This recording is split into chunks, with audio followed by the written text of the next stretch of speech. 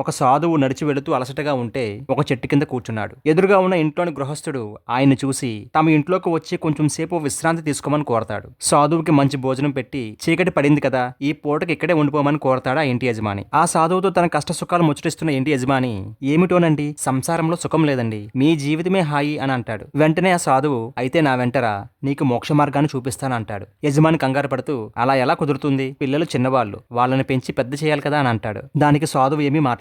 కొన్ని సంవత్సరాలు గడిచాయి. ఆ సాధువు మరలా అదే మార్గంలో వస్తూ ఆ ఇంటిని చూసి ఆగుతాడు. ఆయన చూసిన యజమాని సాదరంగా ఆహ్వానించి అతిథి మర్యాదలు చేస్తాడు. మాటల మధ్యలో సాధువు, మీ పిల్లలు ఇప్పుడు పెద్దవాళ్ళు అయ్యారు కదా, నా వెంటరా, నీకు మోక్ష మార్గాన్ని చూపిస్తానంటాడు. ఆ మాటకు యజమాని తడబడుతూ, ఇప్పుడే కాదు స్వామి, పిల్లలు స్థిరపడాలి, వాళ్ళకి పెళ్లిళ్లు చేయాలంటాడు. ఇంకొన్ని సంవత్సరాలు గడిచాయి.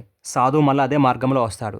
యజమాని చూసి ఆయనకు ఆతిథ్యం ఇస్తాడు. సాధువు అంటాడు, ఇప్పుడు నీ పిల్లలు స్థిరపడ్డారు, వాళ్ళకి పెళ్లిళ్ళు కూడా చేశావు, ఇప్పుడు నా వెంటరా, నీకు మోక్ష మార్గాన్ని చూపిస్తానంటాడు. ఆ సాధువు అన్న మాటకి యజమాని కొంచెం విసుగు చెందుతూ, పిల్లలకి డబ్బు విలువ తెలియదు, అందుకని నేను సంపాదించిందంతా చెట్టు కింద పాతిపెట్టాను, వీలు చూసుకుని వాళ్ళకి చెబుతాను, ఒక పెద్ద ఇల్లు కట్టుకోవాలి, మీకులాగా నాకు ఎలా కుదురుతుంది స్వామి అని అంటాడు. మరికొన్ని సంవత్సరాలు గడిచాయి. సాధువు మళ్ళీ అదే మార్గంలో వస్తూ ఆ ఇంటి వంక చూడకుండా వెళ్ళిపోతూ ఉంటాడు. ఆ యజమాని కొడుకు గమనించి సాధువుని ఇంట్లోపలికి ఆహ్వానిస్తాడు. అతను తమ తండ్రి మరణించాడని చెబుతాడు. సాధువుకి కొంచెం బాధ అనిపిస్తుంది. ఇంట్లో ఆతిథ్యాన్ని స్వీకరించి బయటకు వచ్చాడు. ఇంటి ఎదురుగా ఉన్న ఒక చెట్టు కింద ఒక కుక్క కూర్చొని ఉంది. సాధువు అనుమానంగా దాని వంక చూశాడు. సందేహం లేదు, యజమాని కుక్కగా పుట్టాడనుకుని సాధువు మంత్రజలం దాని మీద జల్లి, ఏమిటి నీ పిచ్చి మోహం, కుక్కగా పుట్టి ఇంటికి కాపలా కాస్తున్నావా, నా వెంటరా, నీకు మోక్ష మార్గాన్ని చూపిస్తానంటాడు. కుక్క రూపంలో ఉన్న యజమాని అప్పుడు కూడా ఆయన మాట వినలేదు. ఎందుకంటే నేను ఇక డబ్బు దాచిన సంగతి పిల్లలకి చెప్పలేదు, ఎవరూ దోచుకోకుండా చూడాల్సిన బాధ్యత నాదే కదా అని అంటాడు. మళ్ళీ కొన్నాళ్ళకి ఆ సాధువు ఆ దారిన వస్తూ ఆ ఇంటి వైపు చూస్తాడు. కుక్క కనబడలేదు.